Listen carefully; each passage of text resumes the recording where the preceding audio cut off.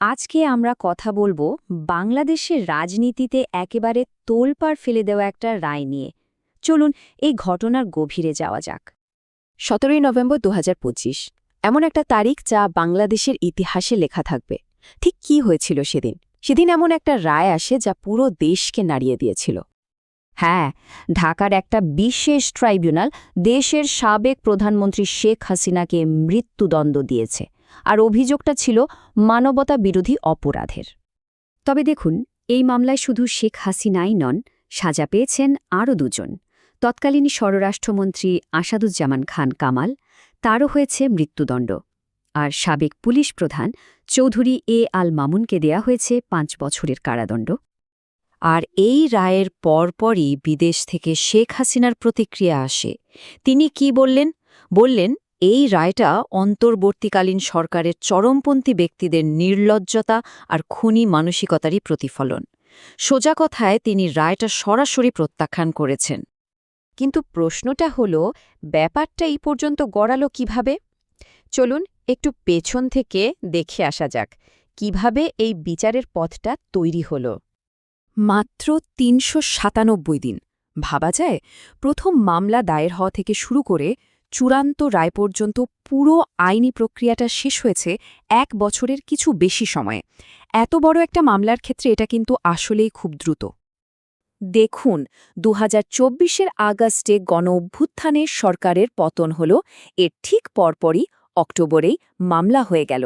আর পরের বছর মানে ২০২৫-এর জুনে আনুষ্ঠানিক অভিযোগ আনা হল।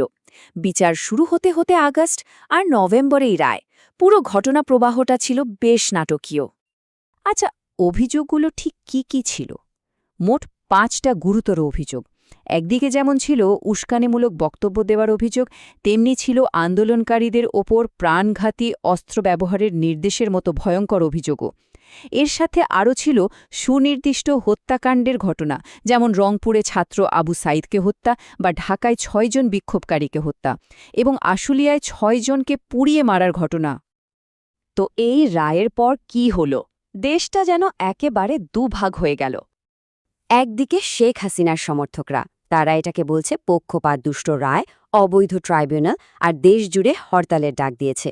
আর অন্যদিকে তার বিরোধীরা, তারা রাস্তায় নেমে এসছে, মিষ্টি বিতরণ করছে, বলছে এটা ঐতিহাসিক বিজয়, আর চাইছে রায় যেন দ্রুত কার্যকর করা হয়।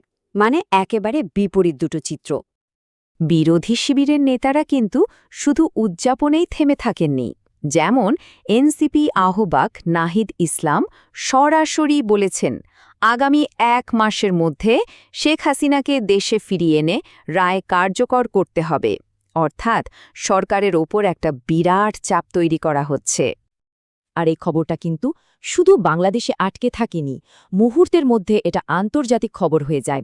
বিবিসি, আল জাজিরা, রয়টার্স থেকে শুরু করে ভারতের দ্য হিন্দু, হিন্দুস্তান টাইমস সব বড় বড় মিডিয়া এটা নিয়ে রিপোর্ট করতে শুরু করে। বাংলাদেশ তখন বিশ্ব মিডিয়ার কেন্দ্রে। তো রায় তো হলো, কিন্তু এরপর কি?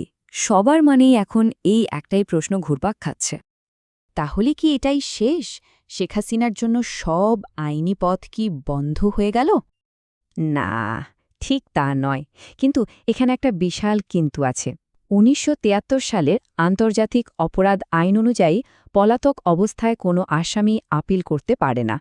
তার মানে আইনি লড়াই যদি চালিয়ে যেতে হয়, তাহলে প্রথম শর্ত হল তাকে দেশে ফিরে আদালতে আত্মসমর্পণ করতে হবে।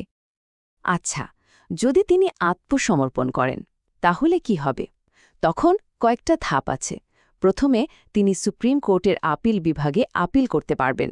সেখানে যে রায় হবে সেটার বিরুদ্ধে রিভিউ পিটিশন করারও সুযোগ থাকবে। আর একদম শেষ উপায় হিসাবে সংবিধান অনুযায়ী রাষ্ট্রপতির কাছে প্রাণ ভিক্ষা চাওয়ারও একটা সুযোগও থাকে। সবকিছু মিলিয়ে পরিস্থিতিটা এখন যেখানে দাঁড়িয়ে, তাতে একটা প্রশ্নই বড় হয়ে দেখা দিচ্ছে। এই রায়টা কি বাংলাদেশের ইতিহাসের একটা অধ্যায়ের সমাপ্তি, নাকি এটা আরও বড় কোনো অনিশ্চয়তার শুরু? এর উত্তরটা হয়তো একমাত্র সময়ই দিতে পারবে।